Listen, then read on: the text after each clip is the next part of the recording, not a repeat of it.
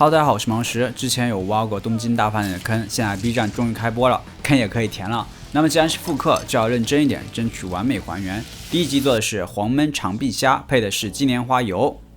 新鲜的金莲花在这个季节不太容易购买，所以我用的是金莲花的干，用冷水稍微浸泡一下，然后再用厨房纸吸干水分。我问了上海的供应商，差不多下个月就有新鲜的金莲花了。现在的话只能用干货。大蒜的部分两半，也是一样切碎。再用同款小锅加入同款橄榄油，放入大蒜，一小撮的藏红花，小火加热，有香味，差不多2-3分钟，再加入金莲花，加一小撮盐，稍微加热几秒，搅拌一下。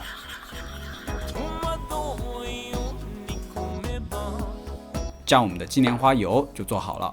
主要食材的部分可以从这个画面非常清晰的看到，这个菜的食材非常简单，最主要的食材是一只海鳌虾，尽量去购买能够买到最大的。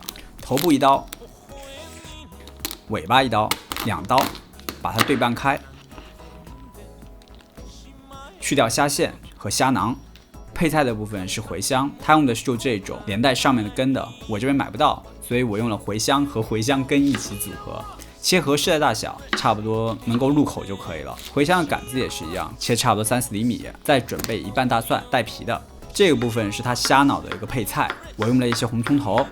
切碎一点，你可以做一个油封，但是直接吃也可以。绿橄榄、番茄也是一样，去皮去心，切同样的小丁。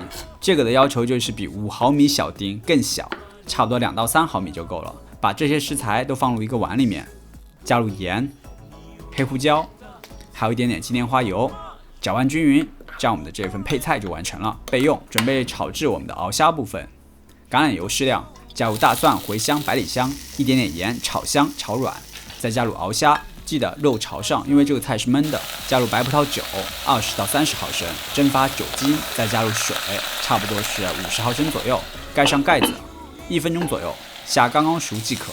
鳌虾如果你煮得太熟就不好吃，最好里面还有一点点透明，就刚刚好。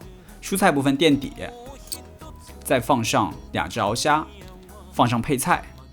这个部分就是刚刚准备好的3毫米小丁配菜，再配上一杯小虾布利，简直完美。最后再淋上金莲花油，这样我们这道黄焖长臂虾就完成了。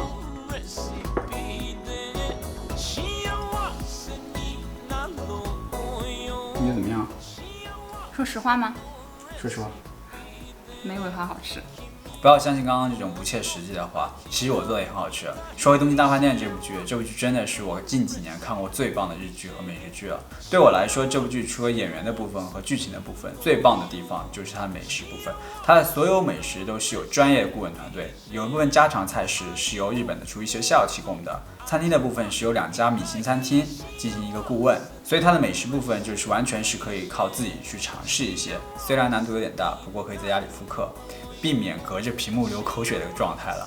下一期的话，应该会做那一道征服头次人的菜，希望大家能够喜欢。最后，谢谢大家。